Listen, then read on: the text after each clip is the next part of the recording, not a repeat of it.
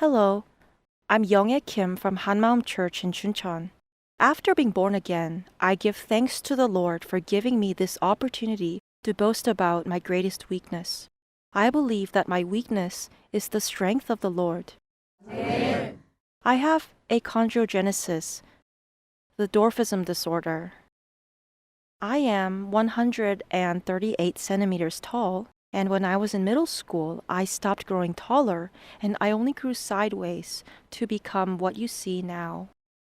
I am the fourth of 5 children, born to a family of farmers in the countryside. My mother is normal, but my father has the same disability as mine. Due to this hereditary condition, my sister and I are abnormally short, while my brothers are tall. I blame my parents for my being this way. Due to my abnormal height, I was afraid of meeting new people and facing unfamiliar things or a new environment. When I was in middle school, a military base was being built in my hometown, so we all had to move away. My friends were so precious to me, but I had to say goodbye to them, and I felt so alone.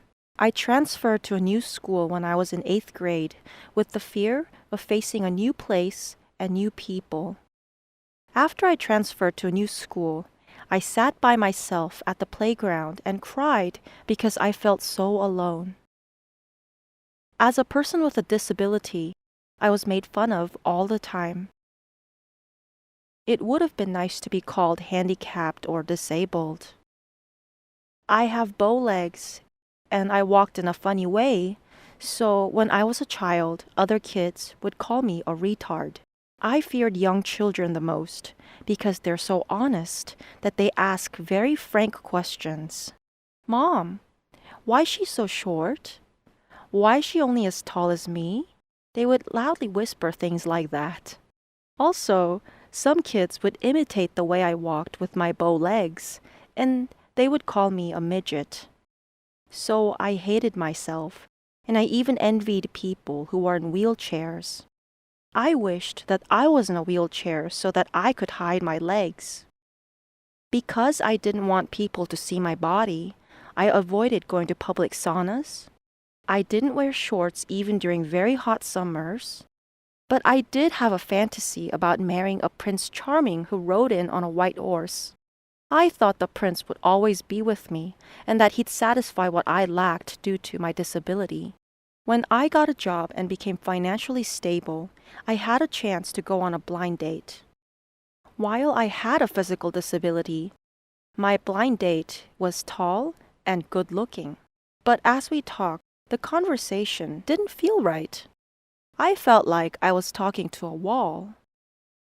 I think he had some kind of a mental disability. I was so discouraged, I felt my heart sink. I cried and cried as I sat in the bus on the way home, and I thought, am I worth anything with this disability? Dejection was all I could feel. I realized that it was really hard for a disabled person like me to find someone to marry. I was so discouraged by my condition. I hated it so much, and I hated myself. I blamed God for making me this way. The truth was, I ignored my condition as much as I could. That was because, due to my family's financial difficulties, I couldn't even think about having surgery to lengthen or strengthen my legs. But after I got a job, when I went to get a physical checkup, normally it would be a quick checkup, but the doctor recommended that I meet a specialist. I got very interested and I became hopeful. I was in my 20s back then. The specialist said, "Was it hard living with legs like yours?" So I answered, "No, it wasn't too bad." Then he said, "Then just keep living this way. Don't bother getting surgery." What he said was enough to completely shatter any hope I had about fixing my legs. I felt it was something that I had to live with, so I no longer wanted to think too much about it. So I buried the issue of my disability deep in my heart. and I tried to experience a lot of things, travel often, and gain a lot of knowledge to make up for my weakness. I began receiving recognition from people and even passed the civil service exam. Then I grew fairly satisfied. However, because my disability still grieved my heart, the heartache, inferiority complex, low self-esteem, and social anxiety did not go away. Then I came to meet the risen Lord Jesus. I had gone to church with my older sister every Sunday since I was 9 years old. I did my best to live a Christian life, attending church on Sundays, giving tithes, and serving. However, my struggle with my disability remained, and when I started working, I began to compromise with the world. Then everything fell apart. After getting my first job, I wanted to be accepted by my boss. So I began drinking when we went out with people from work, and I got along well with them. That was because I was afraid of losing relationships with my coworkers and of being alone and isolated. When I began to lose the family and friends I relied on, I felt scared because I felt alone. When I walked to work in the morning, sometimes my legs would hurt, but I couldn't let myself take a break. If I did, I thought people would stare at me because I looked weird. I wished that someone was with me, but God was invisible. So friends were physically beside me, felt more reassuring and encouraging. However, my friends couldn't be with me all the time. So then, I thought that God, though invisible and abstract, could always stay with me. However, I couldn't be sure whether he really existed or not. So in my heart, I would cry out, God, I know you're invisible, but you're there for sure, right? You have to be. About that time, I visited Hanmaum Church because a friend urged me to. There I realized that, though I said I believed in Jesus, my faith was really based on a vague conviction.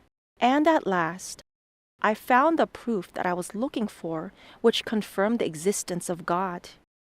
You see, in Luke chapter 24, the disciples thought that the risen Jesus was a ghost and were doubting and afraid. But Jesus told them to touch his hands and feet. He even ate fish with them. That was where I clearly saw Jesus' risen body. He had a body that passed through a closed door, yet you could touch his flesh and bone. It was a changed, holy body. It could eat food. It would never rot away. It was eternal. God had sent his only Son in the form of a man to this world.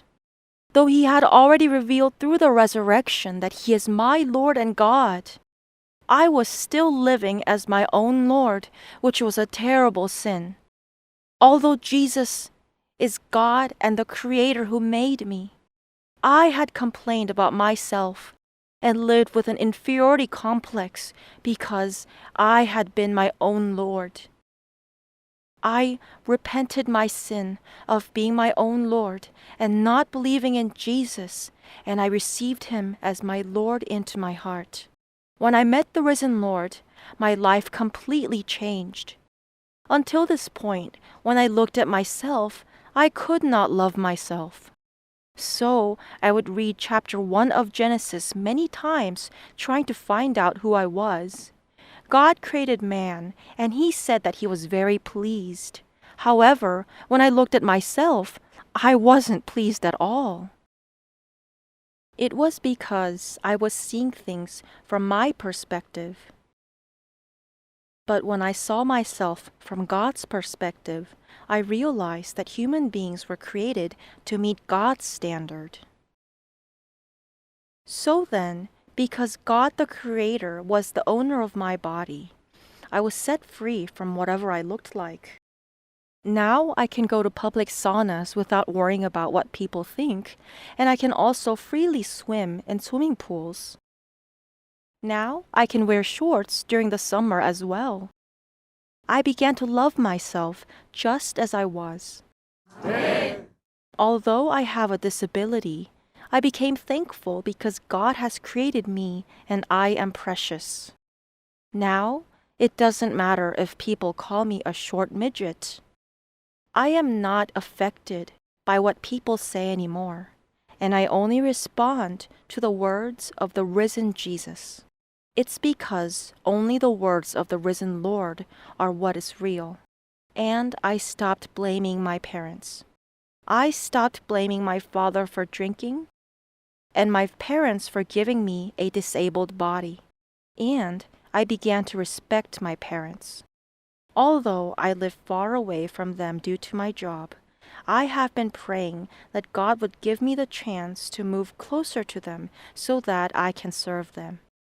It doesn't matter whether I have a physical limitation or not. So what if I'm not physically perfect? It doesn't matter what people say. Victory is not of this world. Rather, it is determined in the eternal kingdom of heaven.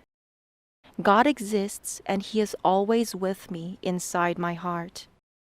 So I no longer fear being alone or get self-conscious, and I'm full of confidence regardless of whatever circumstance. Also, I had needed someone because I was having a hard time and ashamed of myself. But now I have the full support of church members and the church body that was built up through the gospel. In the past, I was busy taking care of only myself since I was the person with a disability. However, chapter 9 of John tells a story of a man who was born blind. When the disciples asked Jesus about whose sin caused him to be born blind, Jesus explained that he was born blind so that God would show His work through him. This message became words of great comfort and hope to me.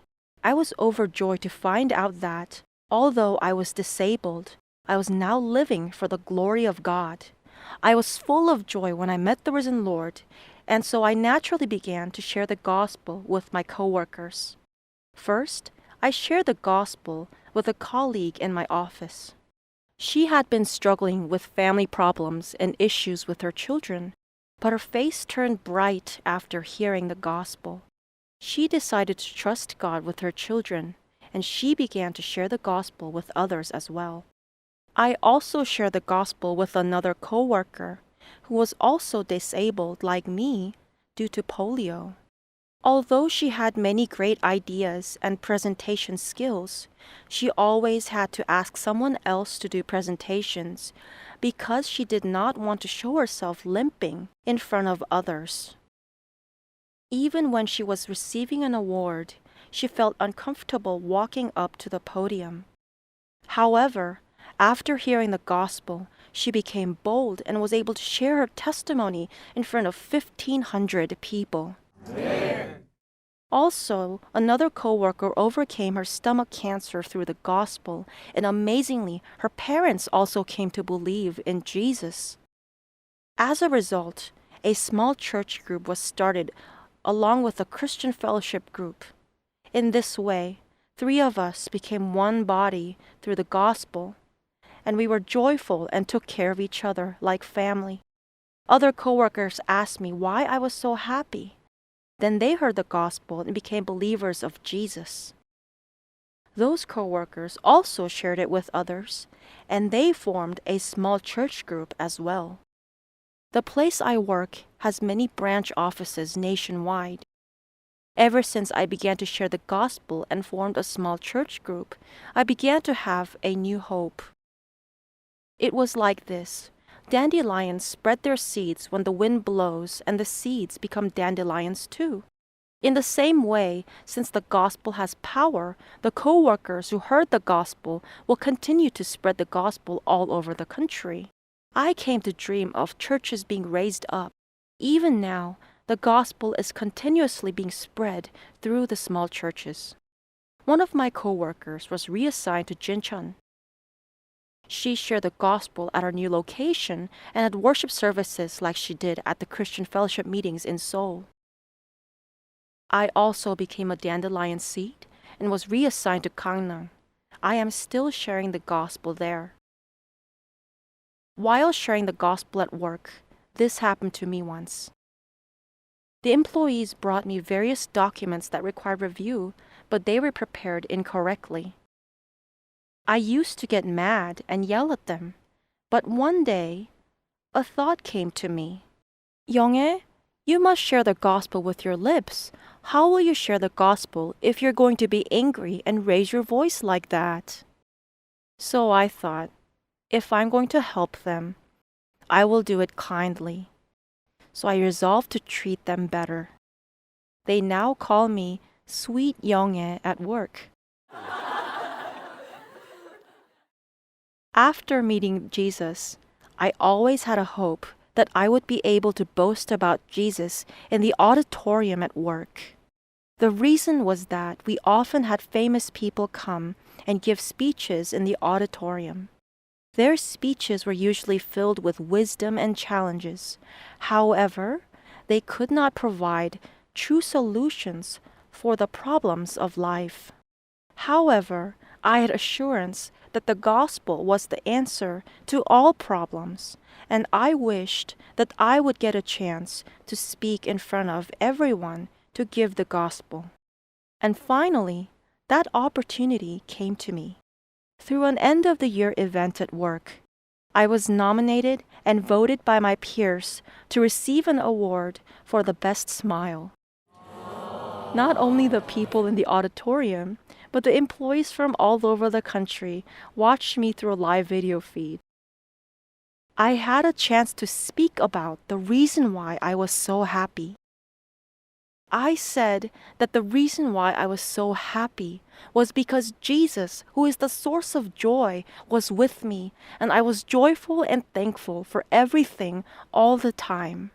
Later, I heard that the director said that he'd felt like he was at a church revival.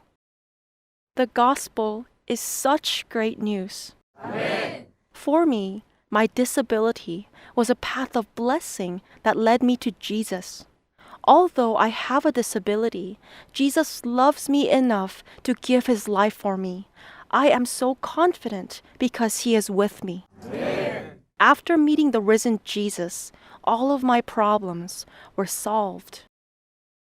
I hope that all of you will enjoy an abundant life in Jesus like I do. Thank you.